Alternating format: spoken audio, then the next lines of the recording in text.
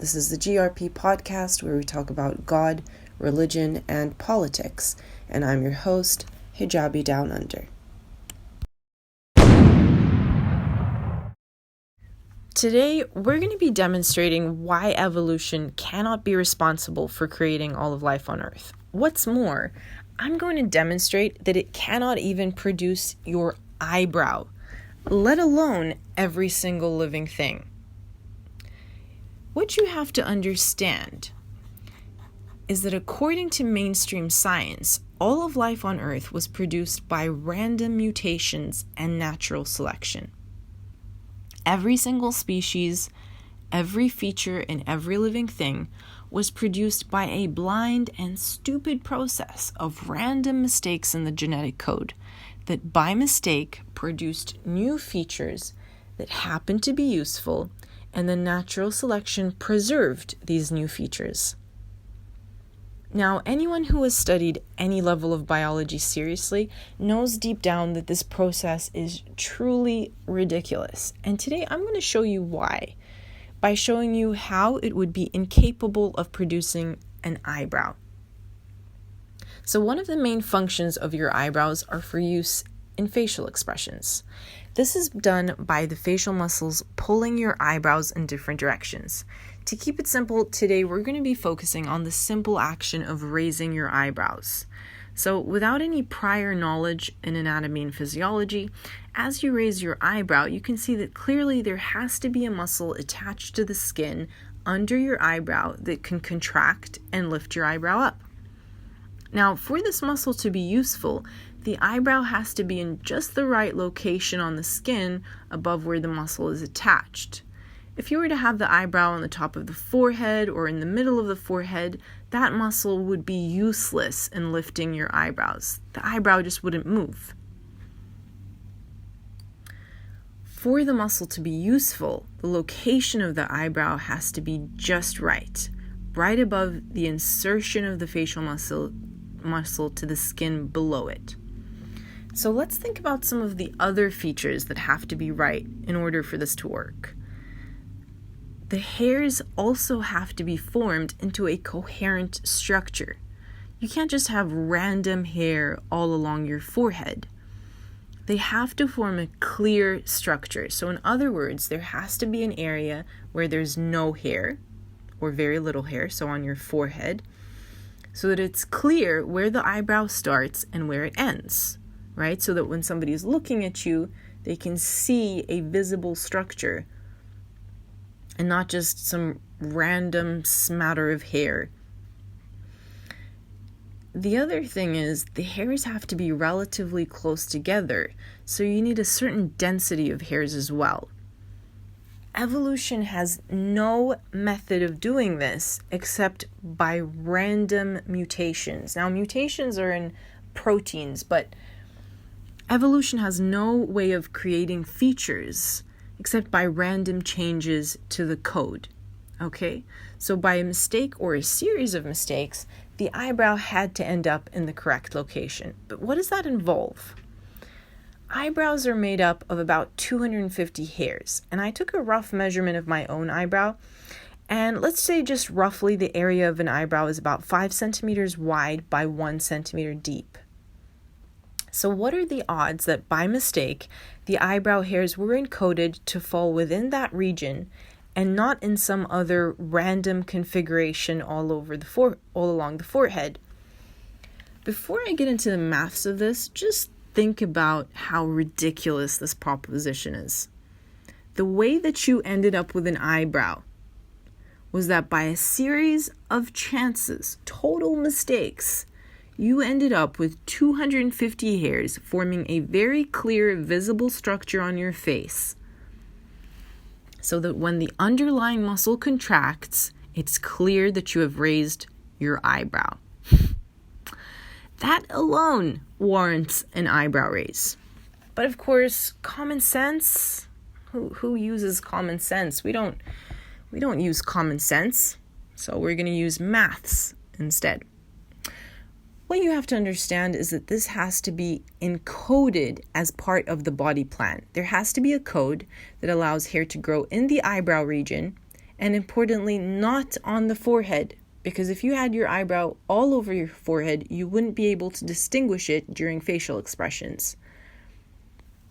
So if you imagine little switches all across the forehead and your brows, and all along the forehead, the switch had to be off for hair growth, and then only switched on along the brow bone. What are the odds of doing that right by mistake? Well, it depends how big the switch is, right? According to Sage, this is how I decide. You have to kind of put in some hypotheticals here. You have to make a few assumptions, but this is what I did. This is my reasoning. Of course, this is open to discussion. This is just a demonstration. It's not to give you some hard numbers here. But, I think this is pretty reasonable, and if you think otherwise, you can tell me in the comments section below. But look, according to Sage, my AI bot, the average distance between two eyebrow hairs is 1 to 2 millimeters.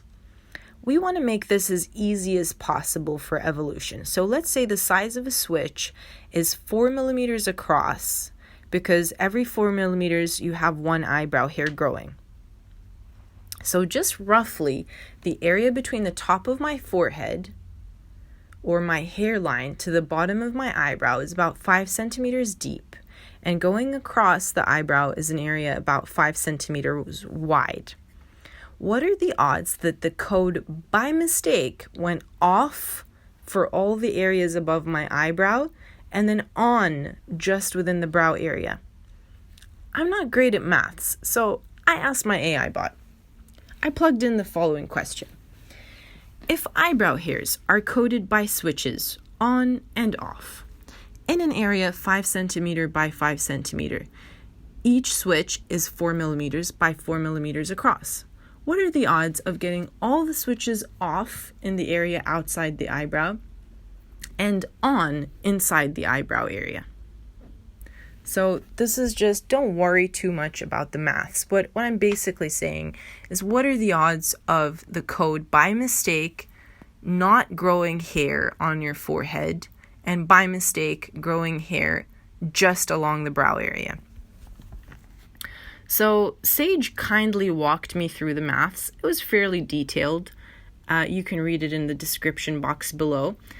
But in conclusion, Sage said, therefore, the odds of getting all switches off in the area outside the eyebrow and all switches on inside the eyebrow area are extremely low, at approximately 7.88 times 10 to the minus 400. Sage also helpfully commented, this is an astronomically small probability, indicating that it is virtually impossible for all switches to be off outside the eyebrow area and on inside the eyebrow area. Thanks, Sage. Can you tell me if each configuration of on and off was randomly tried every second, how long it would take to get the right configuration? I couldn't help but feel that Sage's reply was a little condescending. She replied as if reminding me what she just said. The probability of getting the exact configuration of all switches off in the area outside the eyebrow and all switches on inside the eyebrow is extremely low, at approximately 7.88 times 10 to the minus 400. This means that it is statistically unlikely that this exact configuration would be obtained even after trying all possible configurations. However, if we assume that the probability of any given configuration being correct is 7.88 times 10 to the minus 400, and we randomly try one configuration per second, then on average it would take approximately 1 over 7.88 times 10 to the minus 400 seconds, or approximately 1.27 times 10 to the power of 399 seconds. So that, just to give you an idea, that is 127 followed by 399 zeros. That's how many seconds you would need to get that configuration by mistake. This is an incredibly long time, Sage adds, much longer than the current age of the universe, which is estimated to be around 13.8 billion years, or approximately 4.35 times 10 to the 17 seconds. Now, if we stop there, I think that defeat alone would be humiliating enough for evolution. It would take a longer time. Evolution would need more time than the entire history of the universe just to get an eyebrow by mistake. And really, evolution should just curl up into a ball in shame and just give up. But the location of the eyebrows alone isn't the only distinctive feature about eyebrows that evolution has to get right. As pointed out in the article published in the Journal of Drugs and Dermatology titled The Biology, Structure, and Function of Eyebrow Hair, eyebrow hair follicles share the same basic structure as hair follicles elsewhere on the body, but are distinguished by their shorter anagen, or growing phase. That's fancy science talk for the obvious point that eyebrow hairs don't grow to be very long. Now, let's think about this for a second. The hair on your head can grow pretty long. Sage was helpful again in letting me know that the hair on your head can grow up to 2 to 3 feet in length. So that's about 60 to 90 centimeters long. Whereas eyebrow hair on average is between 0.6 to 1.1 centimeters long. Supposedly, this just happened by mistake, right? So evolution is not only randomly shuffling hairs together on your forehead, it then conveniently also by mistake had eyebrow hairs stop growing long like the hair on your head. Because imagine if your eyebrow hair was just like the hair on your head, what would happen is not only would eyebrows not be helpful for facial expression, they would form a literal curtain drooping over your eyes. So evolution has this other mountain to climb. Not only does the hair have to grow in the right location, it also, by mistake, has to stop growing. And what you need to remember is that the process of evolution is blind and stupid. So it's not trying to form an eyebrow by trial and error. It just happens by mistake in your genetic code. So supposedly there was hair all over your head, and then by mistake it stopped growing on your face when you stopped being an ape, and then by mistake it grew just along the brow bone. And then by mistake it stopped growing very long, and all the eyebrow hairs grew to be the same length by mistake. Or maybe by mistake the hair started growing long just on your head but not on your brow bone. So whatever fanciful story you choose, not only is it implausible, ridiculous, and unscientific, it's also mathematically impossible to get all of that right by a series of mistakes, or mathematically impossible in the real world, where we live. Clearly, in the land of evolution, anything can happen, It's the land of flying spaghetti monsters, after all, so why not? And you have to remember that random mistakes in your genetic code had to do all of that before natural selection can be helpful, because you need to have something useful before natural selection plays a role in preserving what you've just made. Now, if those were the only two mountains to climb, evolution would have a chance in La La Land. But the thing is, that's not it. We're just getting started. For eyebrows to be useful in facial expression, the muscles that work your eyebrows have to be correctly innervated and linked to the centers of the brain that give you facial expressions. Let's ask Sage. What centers of the brain control facial expression, Sage? She replies, Facial expression is controlled by several different centers of the brain. The primary center responsible for facial expression is the facial motor cortex, which is located in the precentral gyrus of the frontal lobe. This area controls the voluntary movements of facial muscles such as smiling, frowning, and raising the eyebrows. In addition to the facial motor cortex, other brain regions involved in facial expression include the basal ganglia, which help to control the timing and coordination of facial movements, and the brainstem, which contains several nuclei that control the muscles of the face and head.